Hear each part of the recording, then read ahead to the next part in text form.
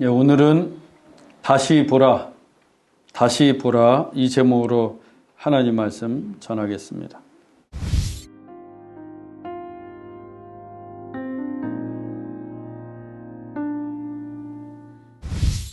우리의 보는 눈과 관련해서 옛 속담이 아주 많습니다.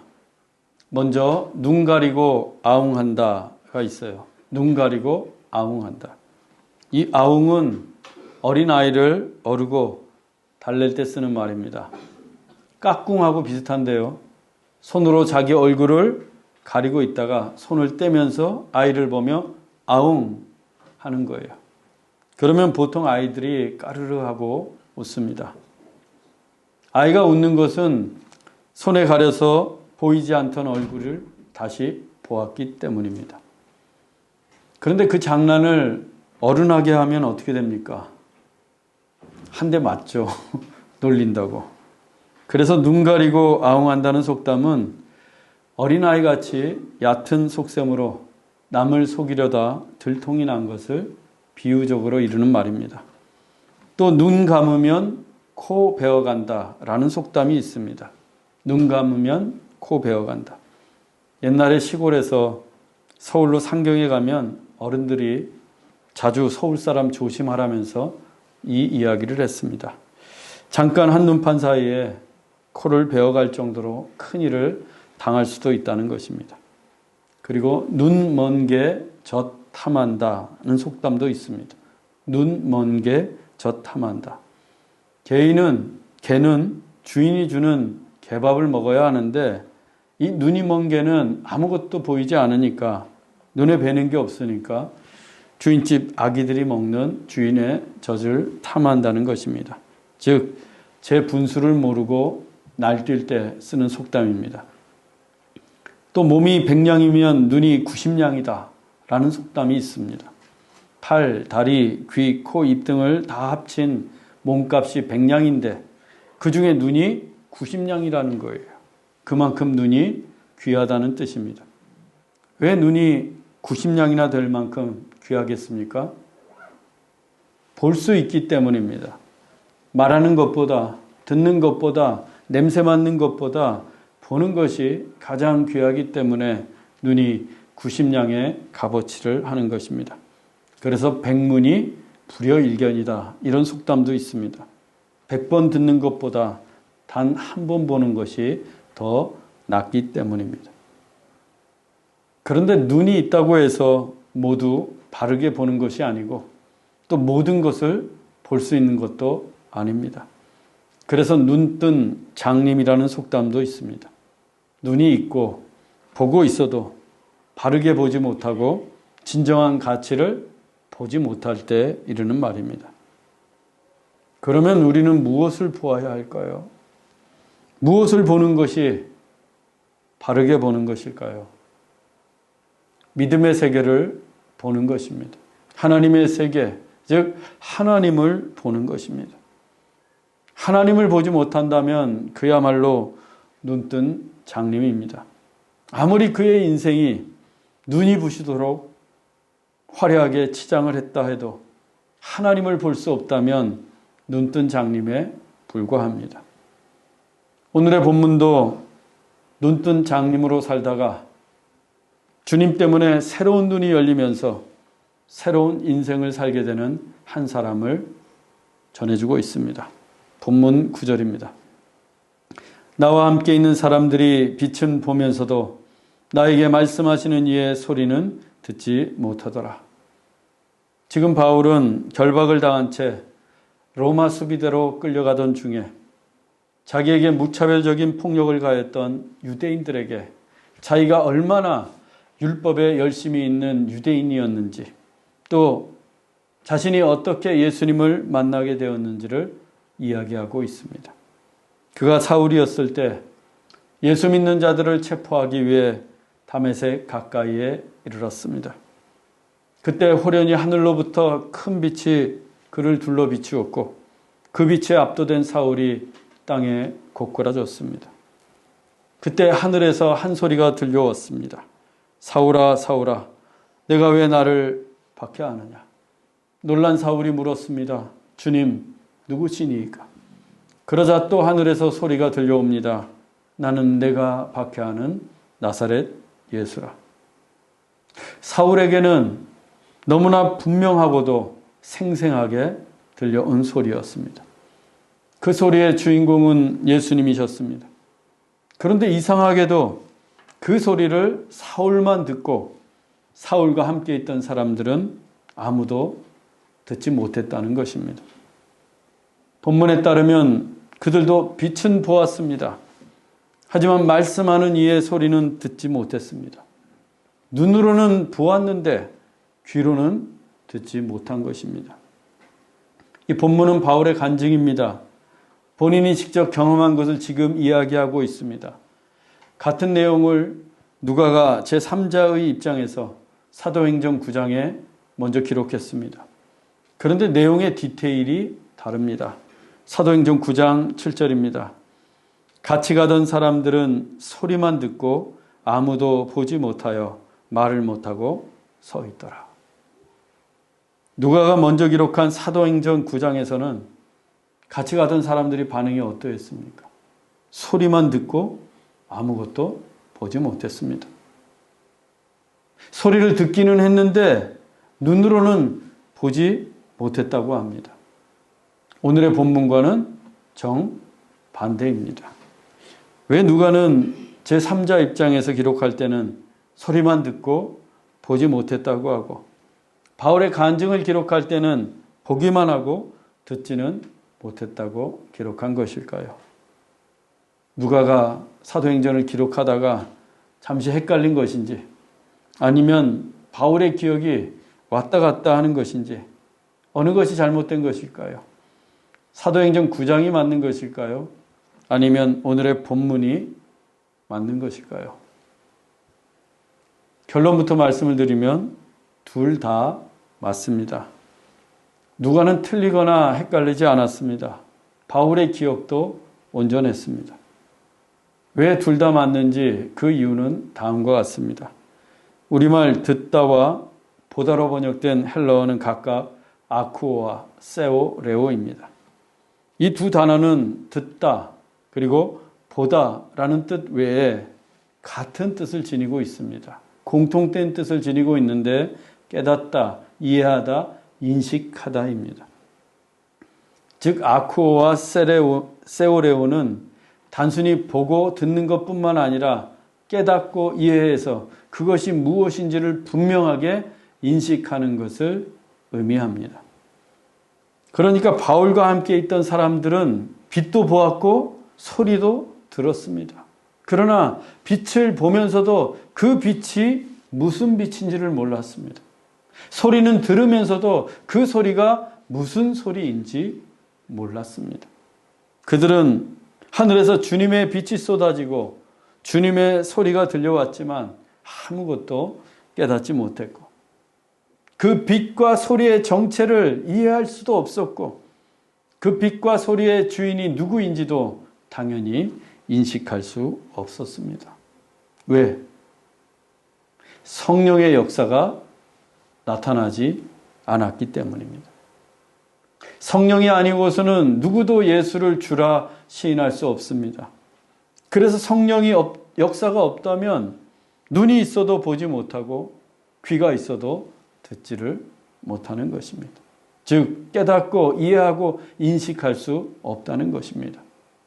그날 다메섹 도상에서 주님의 빛과 주님의 소리를 보고 들을 수 있었던 사람은 오직 한 사람, 사울뿐이었습니다. 사울만이 그 빛과 소리의 주인이 누구인지 깨닫고 이해하고 인식할 수 있었습니다. 즉 사울에게만 성령의 역사가 나타났던 것입니다. 오늘 우리는 같은 시간에 같은 공간에서 예배를 드리며 하나님의 말씀을 듣고 있습니다. 바라기는 여러분 모두에게 성령의 역사가 임하기를 원합니다. 성령의 감동이 우리 모두에게 있기를 원합니다. 그래서 우리도 주님의 빛을 보고 주님의 소리를 들을 수 있기를 축원합니다. 본문 11절입니다. 나는 그 빛의 광채로 말미암아 볼 수 없게 되었으므로 나와 함께 있는 사람들의 손에 끌려 다메섹에 들어갔노라. 주님의 빛을 보았던 사울이 그 광채로 말미암아 볼 수 없게 되었습니다. 두 눈의 시력을 잃은 것입니다. 그래서 사람들의 손에 이끌려서야 다메섹에 들어갈 수 있었습니다. 그러면 주님은 왜 빛의 광채로 그의 두 눈을 어둡게 하신 것일까요? 주님은 사울에게 기껏 성령의 역사로 당신의 빛을 보여주시고는 왜 곧바로 아무것도 볼 수 없도록 그의 두 눈을 닫으신 것일까요? 그동안 사울이 못 볼 것을 보고 살아왔기 때문입니다. 지금껏 사울이 보지 말아야 될 것을 보고 살아왔기 때문입니다. 그동안 사울이 보아왔던 것은 자기 욕망의 세계였습니다. 자기 공명심과 자기의 의로 가득한 세상을 보았습니다. 자기 열심으로 이룰 성공의 세계만을 보며 달려왔습니다.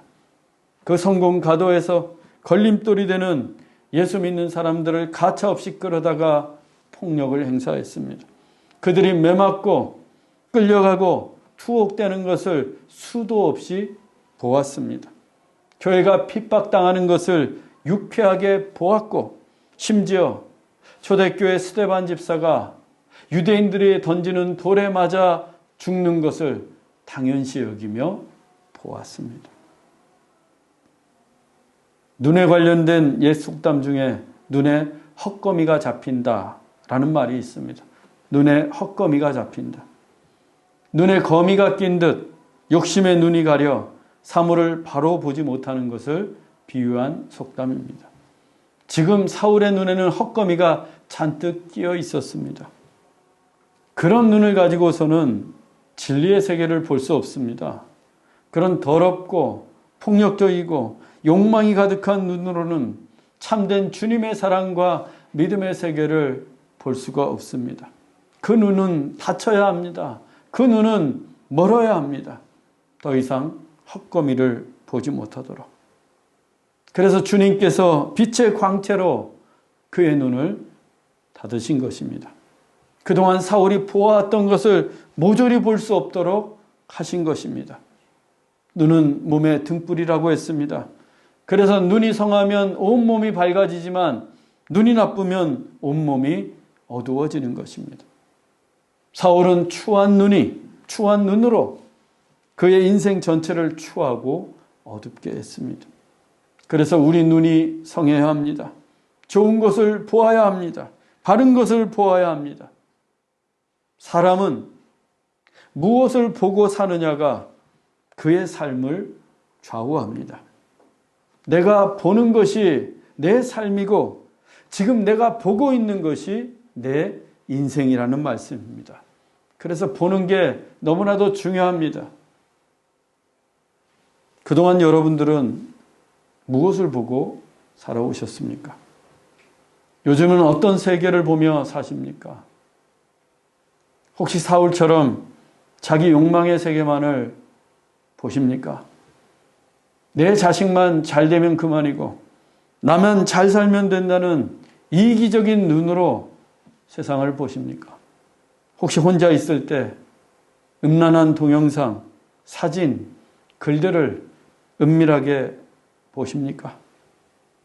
아니면 불신앙과 의심이 가득한 눈으로 하나님의 말씀인 성경을 보십니까? 감사할 줄 모르는 눈으로 늘상 원망과 불평거리만 보십니까? 그렇다면 우리의 눈에도 헛거미가 잔뜩 끼어 있는 것입니다. 그런 눈으로는 믿음의 세계가 투명하게 보이지 않습니다. 그런 눈으로는 하나님의 환상도 비전도 보기 어렵습니다. 그런 눈을 가지고서는 진리의 말씀도 하나님의 사랑도 분별하기 어렵습니다. 정말 보기는 보아도 알 수가 없고 듣기는 들어도 깨닫지를 못합니다. 그런 눈은 닫혀야 합니다. 굳게 닫혀야 합니다. 그런 세계는 절대로 보지 말아야 합니다. 오늘 이 시간 우리의 더럽고 추한 눈은 모두 닫히기를 원합니다. 주님의 빛의 광채가 우리의 눈에도 쏟아지기를 원합니다. 그래야 새로운 눈이 열립니다. 새로운 세상이 보입니다. 우리 모두 더러운 눈이 닫히고 새로운 눈이 열리기를 주님의 이름으로 축원합니다. 두 눈이 굳게 닫힌 사울이 그와 함께한 사람들의 손에 이끌려 다메섹에 들어갔을 때 과연 어떤 심정이었을까요? 아무것도 볼 수 없는 그때 그는 무슨 생각이 들었을까요? 이제 내가 무엇을 할 수 있을까? 하루아침에 장님이 되었는데 이렇게 내 인생은 끝나고 마는 것일까? 깊은 절망의 나락으로 빠져들었을 것입니다. 앞으로 무엇을 해야 할지 도무지 엄두가 나지 않았을 것입니다. 좌절과 낙심과 한탄이 절로 나올 뿐입니다. 여러분 생각해 보십시오. 갑자기 아무것도 보이지 않고 온 세상이 캄캄한 암흑천지가 되었습니다. 사람들의 손을 빌려야만 겨우 어디든 갈 수가 있습니다. 한 번도 그런 삶을 살아본 적이 없는데 얼마나 괴롭고 낙심이 되겠습니까? 그렇게 절망과 낙심 가운데 있었던 사울에게 한 사람이 찾아왔습니다. 사울은 그때를 이렇게 간증하고 있습니다. 본문 12절입니다. 율법에 따라 경건한 사람으로 거기 사는 모든 유대인들에게 칭찬을 듣는 아나니아라 하는 이가 내게 와. 사울을 찾아온 사람은 아나니아였습니다. 그는 주님이 보내신 사람이었습니다. 아나니아는 율법을 지키면서 경건하게 살았습니다. 그의 삶이 얼마나 경건했던지 다메섹에 사는 유대인들에게 칭찬을 받을 정도였습니다. 한두 사람이 아니라 모든 유대인들에게 칭찬을 받았습니다. 사도행전 9장에 따르면 그는 주님의 제자였습니다. 즉 예수를 믿고 그리스도인이 되었습니다. 그런데도 그의 경건한 삶 때문에 유대인들에게 칭송을 받고 있습니다. 유대 교인이 아님에도 불구하고 모든 유대인들이 아나니아를 너나 할 것 없이 칭찬합니다. 누가 보아도 그의 모습에는 경건의 기품이 있었고 그의 말과 행동에도 경건이 묻어나왔기 때문입니다. 오늘날 우리 그리스도인들이 세상에 보여주어야 할 것도 바로 이것입니다. 경건입니다. 교회가 세상으로부터 칭송받을 수 있는 모습은 경건할 때입니다. 경건한 교회, 경건한 성도가 세상으로부터 칭찬을 듣습니다. 돈이나 건물이 아닙니다. 돈이나 건물은 교회의 자랑거리가 될 수 없습니다. 돈은 세상이 훨씬 더 많습니다. 교회에 돈이 아무리 많아도 재벌에 비하면 세 발의 피입니다. 건물도 세상이 더 크고 웅장합니다. 제 아무리 기네스북에 오를 정도로 교회당이 크고 높아도 100층이 넘는 세상 건물에 비하면 한없이 왜소하고 초라합니다. 그래서 돈으로는 그들의 마음을 살 수 없습니다.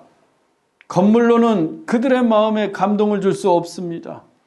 오직 우리의 경건한 삶만이 그들에게 감동을 주고 우리의 말과 행동에서 경건이 묻어나올 때 비로소 그들의 마음을 얻을 수 있습니다. 그러면 경건이 무엇일까요? 경건이 대체 경건한 삶이란 어떻게 사는 것일까요? 경건은 하나님의 뜻에 순종하며 하나님의 성품을 닮아가는 것입니다. 하나님의 뜻에 순종하면서 하나님의 성품을 닮아가는 것, 그것이 경건입니다. 우리는 경건하기 위해서 먼저 하나님의 뜻에 순종해야 합니다. 그것은 곧 하나님의 말씀대로 살아가는 것입니다. 그리고 그 말씀 속에 있는 하나님의 성품을 닮아가는 것입니다. 특히 그분의 거룩하심과 그분의 사랑을 닮아가는 것입니다. 경건의 중요한 두 가지 특성이 거룩과 사랑입니다. 여러분, 우리도 경건에 이르기를 연습하십시다. 경건의 모양만 있는 것이 아니라 경건의 능력이 있어야 합니다. 그래야 세상 사람들에게 감동을 줄 수 있습니다. 진실로 하나님의 뜻에 순종하시고 그분의 성품, 즉 거룩과 사랑으로 충만하시기를 주의 이름으로 축복합니다. 경건한 사람 아나니아가 사울에게 이렇게 말합니다. 본문 13절입니다. 형제 사울아 다시 보라 하거늘 즉시 그를 쳐다보았노라. 아나니아가 사울을 부르는데 형제 사울아 하고 불렀습니다. 형제 사울아, 이 말은 단순한 호칭이 아닙니다. 아나니아가 그 사울을 그리스도 안에서 형제로 받아들였음을 의미하기 때문입니다. 즉 주 안에서 한 가족이 되었다는 것입니다. 본래 사울은 교회와 그리스도인들을 짓밟던 폭도였습니다. 그는 그리스도인들에게 원수였지 결코 형제가 될 수 없는 사람이었습니다. 그런데 아나니아가 그 원수를 향해서 형제라고 부릅니다. 주님이 사울을 택하셨기 때문입니다. 경건한 아나니아는 주님의 뜻에 순종해서 그 역시도 사울을 형제로 받아들였던 것입니다. 물론 처음에는 아나니아도 사울을 두둔하시고 사울을 찾아가라고 하신 주님의 뜻을 도무지 이해할 수가 없었습니다. 오히려 성도들에게 적지 않은 해를 끼친 자라며 주님께 항의도 했습니다. 하지만 주님께서 말씀하셨습니다. 이 사람은 내 이름을 전하기 위하여 택한 나의 그릇이다. 그 말씀을 듣고는 즉시 아나니아가 주님의 뜻에 순종했습니다. 그리고 사울을 사랑하기로 결단했습니다. 사울을 찾아가 형제로 받아들였습니다. 우리도 교회 공동체 안에서 서로 사랑하고 서로 주 안에서 형제와 자매의 관계를 맺고 신앙생활해야 합니다. 하지만 더러는 불편한 교인도 있고 미운 사람도 있고 마음이 걸리는 성도도 있습니다. 생각만 하면 화가 나고 도무지 사랑할 수 없을 것만 같은 사람도 있습니다. 그 사람 때문에 교회 다니기 힘들다고 합니다. 그런데 주님은 우리에게 서로 사랑하라. 내가 너희를 사랑한 것처럼 서로 사랑하라 라고 말씀하십니다. 주님의 사랑에 무슨 조건이 있습니까? 주님이 사람 가려서 사랑하셨습니까? 제한이 없었습니다. 모두 다 사랑하시는 것이 주님의 사랑입니다. 그렇다면 우리도 주님의 사랑을 본받아야 합니다. 본받아 사랑해야 합니다. 조건 없이 사람 가리지 말고 사랑하기가 정말 어렵다면 사랑하기로 결단해야 합니다. 불편한 마음 내려놓고 분노를 멈추고 사랑하기로 시작해야 합니다. 아나니아처럼. 그것이 참된 교회입니다. 저는 우리 교회도 참된 교회가 되기를 원합니다. 진실로 서로 사랑하시는 교회가 되십시다. 사랑하기로 오늘 결단하십시오. 그리고 서로에게 형제와 자매가 되시기를 진심으로 바랍니다. 사울을 형제라고 불렀던 아나니아가 이어서 말합니다. 다시 보라. 다시 보라. 사도행전 9장에 따르면 이때가 사울의 눈이 먼 지 사흘째 되는 날이었습니다. 그는 3일 동안 암흑천지 속에서 살았습니다. 그런데 아나니아가 찾아와 말합니다. 다시 보라. 그러자 즉시 사울의 굳게 닫혀있던 눈이 열리더니 사울이 아나니아를 쳐다볼 수 있었습니다. 형제 사울아 다시 보라 하거늘 즉시 그를 쳐다보았노라. 사울이 다시 눈을 뜨고 보았던 첫 번째 사람이 아나니아였습니다. 자기를 형제라고 불러준 그 아나니아였습니다. 그런데 놀라운 것은 그 아나니아의 뜻이 하나님의 은혜입니다. 그러니까 사울이 눈을 뜨고서 제일 처음 보았던 것은 아나니아를 통해 자기에게 다시 볼 수 있도록 은혜를 베풀어 주신 하나님이셨습니다. 하나님의 은혜를 보았습니다. 저는 여러분들도 하나님의 은혜를 보기 원합니다. 저를 통해서든 성도들을 통해서든 이 교회를 통해서든 하나님의 은혜를 보십시오. 그러면 우리의 삶이 풍성해집니다. 저도 여러분들을 통해 하나님의 은혜 보기를 원합니다. 이어서 아나니아는 사울이 앞으로 다시 보아야 할 세계에 대해 이야기해 주었습니다. 본문 14절로 15절입니다. 하나님이 너를 택하여 너로 하여금 자기 뜻을 알게 하시며 그 의인을 보게 하시고 그 입에서 나오는 음성을 듣게 하셨으니 내가 그를 위하여 모든 사람 앞에서 내가 보고 들은 것의 증인이 되리라. 사울이 다시 보아야 할 것은 하나님의 뜻이었습니다. 그리고 의인을 보게 하시고, 즉 예수 그리스도를 보아야 했습니다. 또 그분의 음성도 들어야 했고, 자신을 통해 예수 그리스도의 복음을 듣게 될 모든 사람들도 보아야 했습니다. 사울이 눈뜬 장님이었을 때와 보는 것이 전혀 달라졌습니다. 정반대의 세계를 보게 되었습니다. 사울은 이제 세상에 대해서는 눈을 닫고 하나님에 대해 눈을 뜨는 인생이 되었습니다. 자기 욕망에 대해서는 눈을 감고 예수 그리스도에게 눈뜨게 되었습니다. 그렇게 사울은 새로운 세계를 보게 되었습니다. 이후 사울은 그 세계만을 위해 살아갑니다. 예수 그리스도의 세계, 믿음의 세계, 하나님의 세계를 위해 일평생 헌신합니다. 사람은 무엇을 보고 사느냐가 그의 삶을 좌우한다고 했습니다. 즉 내가 보는 것이 내 삶이고 우리가 지금 보고 있는 것이 우리의 인생입니다. 사울도 마찬가지였습니다.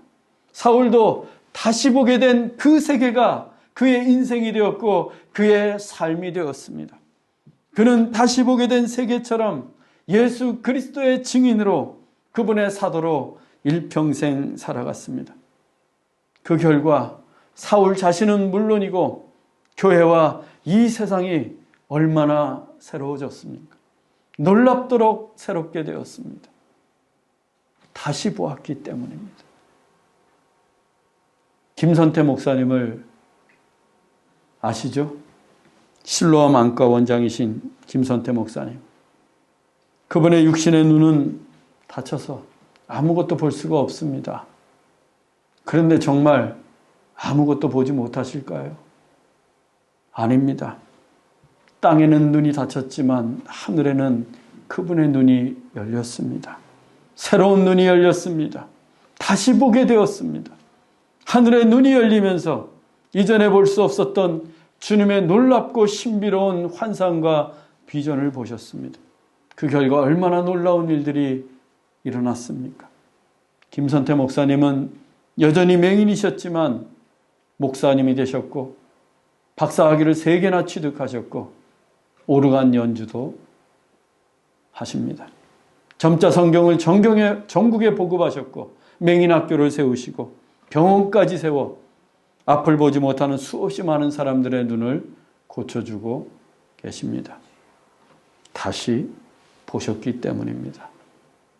사랑하는 형제자매 여러분, 우리도 다시 보아야 합니다. 세상에는 눈을 감고 하늘에게 하나님의 세계에 눈을 떠야 합니다. 그래서 이전에는 볼 수 없었던 환상과 비전과 믿음의 세계가 우리의 두 눈에 충만하기를 주 예수 그리스도의 이름으로 축원합니다. 기도하겠습니다. 사랑의 하나님 아버지, 그동안 우리의 눈이 더럽고 추하고 세상의 욕망으로 가득한 눈이었다면 깨끗하고 정결하고 맑은 눈이 되기를 원합니다. 세상에는 눈을 감고 하나님에게 눈뜨기를 원합니다. 믿음의 세계를 보기 원합니다.